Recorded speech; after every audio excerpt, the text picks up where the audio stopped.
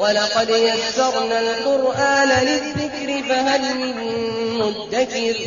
En effet, nous avons rendu le Coran facile pour la méditation. Y a-t-il quelqu'un pour réfléchir? Bismillah walhamdulillah wassalatu wassalamu ala rasulillah. Assalamu alaikum wa rahmatullahi wa barakatuh. Bienvenue donc à notre première partie de la leçon 6 du niveau 1 de nos cours arabes, apprendre l'arabe du Coran. Nous allons voir aujourd'hui, Inch'Allah subhanahu wa ta'ala, comme promis auparavant, le féminin. Mais le féminin, Inch'Allah, la leçon du féminin, on va la séparer en deux. Première partie, donc, la première partie de la sixième leçon, on va parler uniquement du singulier. Déjà, toujours pour commencer, un rappel, bien sûr, des pronoms personnels isolés, masculins. Ensuite, des pronoms personnels affixes, toujours masculins. Et un petit exercice pour se rafraîchir, Inch'Allah, annexant les mots suivants, 4 mots, bien sûr, avec ces pronoms affixes, personnels affixes, bien sûr, tout en traduisant, Inch'Allah, subhanahu wa ta'ala. Passons maintenant à la leçon. D'abord, les pronoms isolés, parce qu'on va voir les pronoms personnels isolés féminins. Ensuite, aussi, les pronoms personnels affixes, les pronoms affixes donc féminins. Commençons d'abord donc par les pronoms isolés. Masculin, huwa, qui signifie il, comme on l'avait déjà vu. Et féminin, on va voir huwa, et le féminin donc c'est hiya, qui signifie elle. D'abord on va commencer par un seul exemple, à travers donc une illustration aussi, de versets du Coran. Donc, où Allah subhanahu wa ta'ala, il parle فَهُوَ فِي عِيشَةٍ رَاضِيَةٍ. Allah dit donc il, c'est-à-dire le croyant, lorsqu'il sera dans le paradis, alors il sera dans une vie agréable. Il voyait فَهُوَ. Alors ce croyant-là, en récompense, il recevra beaucoup de bienfaits dans le paradis. Il sera huwa عِيشَةٌ dans une vie, fi عِيشَةٍ dans une vie, رَاضِيَةٍ de complaisante et agréable. Le féminin, lorsqu'Allah subhanahu wa ta'ala donc il parle de la nuit d'Al-Qadr et ses vertus, hiya hatta matla'il fajr, que durant cette nuit, l'ange Jibril alayhi salatu wassalam, où la paix donc vient sur terre et elle te reste jusqu'à l'apparition de l'homme. Hiya, donc la paix sera sur terre jusqu'à l'apparition de l'homme. Hiya, voyez, elle, il et elle. Donc ça c'est un exemple des pronoms personnels isolés. Maintenant, un exemple des pronoms personnels affixes. Masculin toujours, vous, son, c'est-à-dire, par exemple, jibaytuhu, sa maison, son, ça, à lui, quand ça appartient à un homme, masculin et féminin, ha, son, à elle, quand c'est un baytaha ou baytuha, quand la maison l'appartient.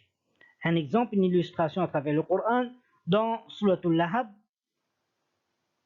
petite faute dans le numéro bon, ma aghna anhu maluhu, où Allah subhanahu wa ta'ala, donc il dit que la fortune, sa fortune à lui, c'est-à-dire de Abu Lahab, sa fortune à lui ne lui sera d'aucune utilité, ma aghna anhu, ne sert à rien donc à Abu Lahab sa fortune. Donc lorsqu'il sera dans l'au-delà, la fortune qu'il avait l'habitude donc d'être fier dans ce monde de sa fortune, cette fortune ne sera d'aucune utilité à lui. Sa fortune, maluhu, mal, fortune, ou c'est bien, maluhu, sa fortune à lui, sera anhu, à lui donc d'aucune utilité. Et dans la même sourate, où Allah subhanahu wa ta'ala, donc il parle de son épouse, fi jidiha habalun min masad. Donc dans le cou à elle, dans son cou à elle, donc il y aura une corde de fibres. Donc c'est un châtiment qu'Allah a réservé à l'épouse d'Abu Talib ou Jamil pour tout ce qu'elle a causé donc au prophète sallallahu alayhi wa sallam comme mal et comme tort. Vous voyez, maluhu, hu, pronom affixe masculin, et jidiha, son cou à elle, de la femme donc au féminin. Maintenant, on verra, Inch'Allah, les pronoms personnels isolés féminins. Première personne, voyez que c'est pas compliqué en fait. Il y a quelques différences entre le masculin et le féminin. Première différence, ana, c'est la même chose que le masculin, nahnu. Pour la première personne, c'est la même chose. Première différence, pour le masculin, c'est anta et ici c'est anti. Deuxième différence, antunna pour le pluriel de la deuxième personne. Troisième différence, c'est le singulier de la troisième personne, hiya. Et quatrième différence, donc le pluriel de la troisième personne. En résumé, voilà, voyez que la différence entre le masculin et le féminin se fait uniquement dans 4 pronoms, qui sont ici marqués en gras et soulignés. Voyez, anta, anti, antum, le pluriel de la deuxième personne, et masculin, et antunna pour le féminin, huwa pour le masculin, hiya pour le féminin, et le pluriel, hum et hunna. Voyez que le duel, que ce soit deuxième ou troisième personne, donc restera pareil. Et la première personne aussi restera pareil. Donc 4 petites différences à apprendre, et c'est pas difficile. Anta, anti, vous voyez, anta, anti, antum, on tire le mime, on remplace par un nun. Anta, anti, antum, antunna, huwa, hiya, hum et hunna. Vous voyez qu'il y a dans le pluriel pour mémoriser, c'est simple, il y a unna à la fin.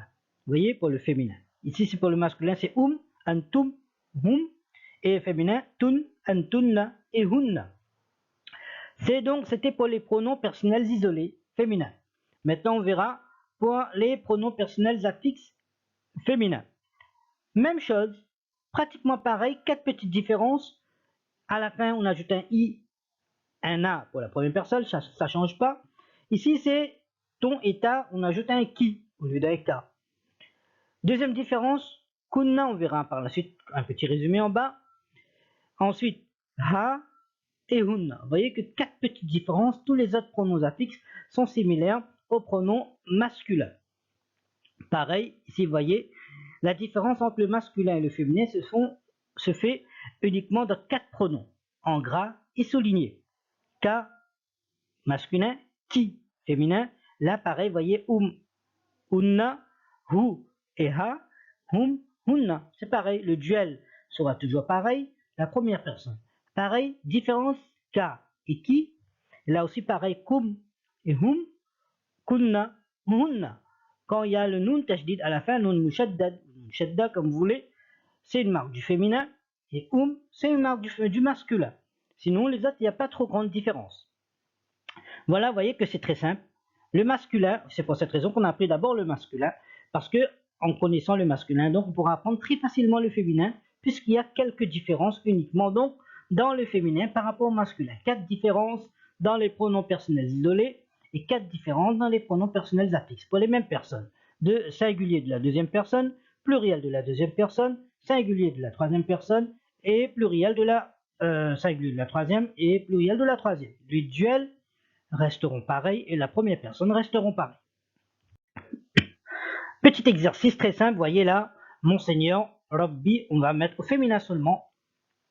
Monseigneur, c'est-à-dire, c'est pareil comme pour un garçon, pour une fille, quand on dit, quand une fille va s'adresser, elle va dire Monseigneur. Pour un garçon, c'est la même chose. Rabbi, Rabbuna. Rabbuki, ton Seigneur, à toi. Bien sûr, quand on s'adresse à une fille, ton Seigneur. Si on s'adresse à un garçon, on va dire Rabbuka, ton Seigneur à toi. Ton Seigneur à toi. En français, il n'y a pas de différence. Mais en arabe, il y aura Rabbuka. On va comprendre que si on s'adresse à un garçon, et Rabbuki à une fille. Rabbukuma, la même chose. Rabbukunna, votre Seigneur à vous toutes. À vous toutes. Et Rabbukunna et Rabbukum à vous tous. Rabbuha, son Seigneur à elle, et Rabbuhu, son Seigneur à lui. Rabbuhuma, la même chose, et Rabbuhunna, leur Seigneur à elle. Toutes, et Rabbuhum, à eux tous. Voilà. Donc, un petit tableau comme exercice à remplir, et bien sûr, d'autres exercices annexés les mots suivants avec les pronoms affixes féminins. Waladun, qui est enfant, ammun, d'autres mots qui reviennent énormément dans le Coran. Donc, on a vu aujourd'hui le féminin singulier, Inch'Allah. La deuxième partie, ou plutôt la seconde partie de la 6e leçon, Inch'Allah, on verra le duel et le pluriel donc du féminin. Assalamu alaikum wa rahmatullahi wa barakatuh.